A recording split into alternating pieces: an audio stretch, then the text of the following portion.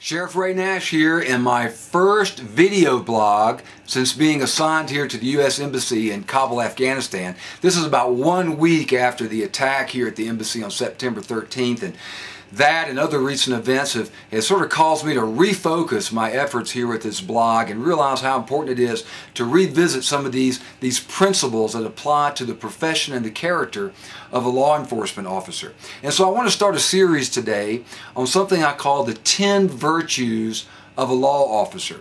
Now, the 10 virtues they're a professional code of conduct and a code of ethics, really, that I wrote some years ago, but they weren't designed to supplant some of the other codes of ethics that are out there, but to come at it from a slightly different perspective, a character-based perspective that focuses on the internal motivation of our hearts and attitudes. Let me read for you the introduction to the 10 virtues, and then we're going to talk a little bit about what it means. As a member of the law enforcement profession, I pledge to honor the sacred trust placed in me by God and the community I serve by guarding the thoughts and attitudes of my heart as I purpose to. And then follows the 10 virtues. Now let's talk about this introduction here for just a second, because I refer to law enforcement as a profession. An interesting word. You know, in the religious context, a profession is the taking of vows or the declaration of an oath.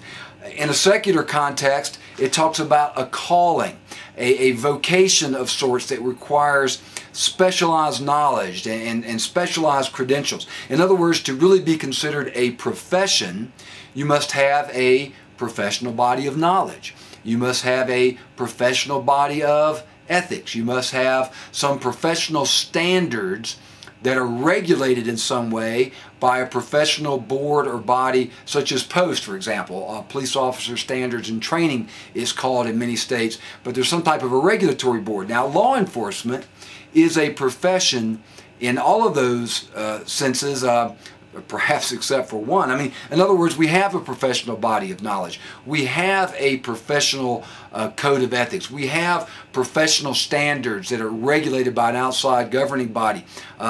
So we are professionals in every sense of the word. We just don't get paid like professionals. So that might be the one exception. But we know that law enforcement is a ministry of God. You can look at Romans chapter 13, a passage that I would read to my deputies whenever I gave them the oath of office, and it refers to us several times there. It refers to governing authorities as being ministers of God. Now, you think about a minister of God, you think about a pastor that's called to go pastor a church, but that's just one type of ministry. A minister is really just someone who serves. So just like that pastor has been called into the ministry of a church, you as a law officer have been called into the ministry of law enforcement. You know, we take an oath to that effect. We say, "So help me God." And those words have to mean something. Because, I mean, if you don't believe that there is a God, if you don't believe, for example, that there is a supreme being to whom we are accountable to for our actions here on this earth and for the way in which we administer the authority that has been entrusted to us, then those words, "so help me God," don't really mean an awful lot, do they?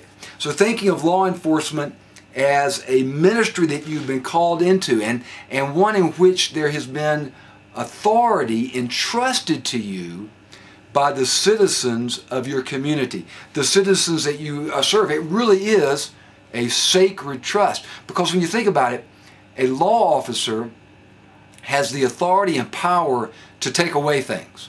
You can take away at least 4 things. For example, under the right circumstances, you have the power and authority to take away life. Under the right circumstances, you have the power and authority to take away property. Under the right circumstances, you have the power and authority to take away freedom. And the 4th one we don't often think about, but under the right circumstances, you have the power and authority to take away someone's children. Nobody else in our society has that kind of power. It is a tremendous amount of power, and we know that he who has been given a trust must prove himself faithful. That's why faithfulness is so important to us as law enforcement officers. And it all starts with our heart. It's these internal motivations of our heart. That's where the 3 root character flaws, anger, lust, and greed, that's where they originate from. So that's why I say we have to guard the attitudes and thoughts of our heart. So as a professional law enforcement officer, as one who has been called into the ministry of law enforcement, one that seeks to be truly faithful, that it wants to be true to that oath and true to the authority that has been entrusted to us, we must purpose to do certain things. And that's where the 10 virtues come in. And I use that word purpose because it means we're not going to do it perfectly. I mean, we understand our own frailties, our own shortcomings, our own character flaws. We know that we're all works in progress, but we must endeavor to do these types of things. We must endeavor to live a life of character. We must endeavor to live a life of faithfulness.